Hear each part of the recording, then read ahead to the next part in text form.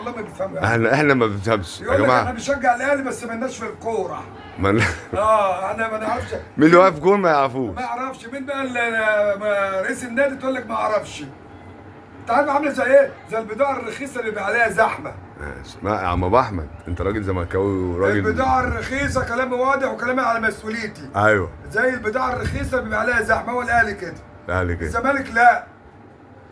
الزمالك لا، احنا مش عايزين بطولات، احنا بنحب الفريق كده زي ما هو كده. لان عارفين ان هو مظلوم وعارفين ان هم الدنيا كلها جايه عليه. فاحنا بنحبه عشان كده يا عم، احنا بنعشقه. حتى لو ما خدش ولا حتى بونت. انتوا ما خدتوش بالحرام، ما تنفعش. هو الكاع قال لك هنحسمها بره المستطيل جوه المستطيل. يعني احنا الكاع قال كده. الراجل الشيبان ده عم ابو احمد قال لك كده كده هنحسمها. انتوا الدرجه كام يا عم ابو احمد؟ يا رب تكون درجه ال 40 مش بالدرجات. مش بالدرجات ولا في ولا يا عم الترتيب. اللي بيحب واحد بيحب بكل ما فيه. مش بيحبه عشان بيكسب بس، لا. خسر يحبه، كسب يحبه، اتعزل يحبه، اتشال وراه.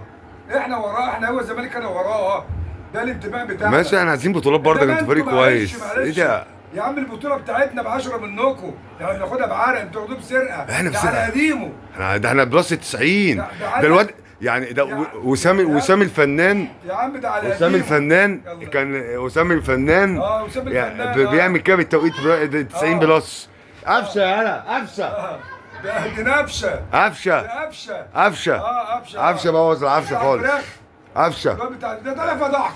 طلع فضحنا في ايه بس؟ انت ما كانش واحد بالظبط. لا لا لا لا، ايه ده؟ ايه في ايه؟ قفشه قال لك اللعيبه مش اللعيبه. لا ده ولا قال اللي ما بيعملش حاجه بياخد، واللي بيعمل مش عارف ايه، وده يعتبر في مصر كده يعتبر.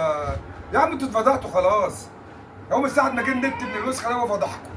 احنا والفار الفار بقى يعمل الخط كده، يجيب لك الخط كده، يعدل الخط كده. ايه يا عم في ايه؟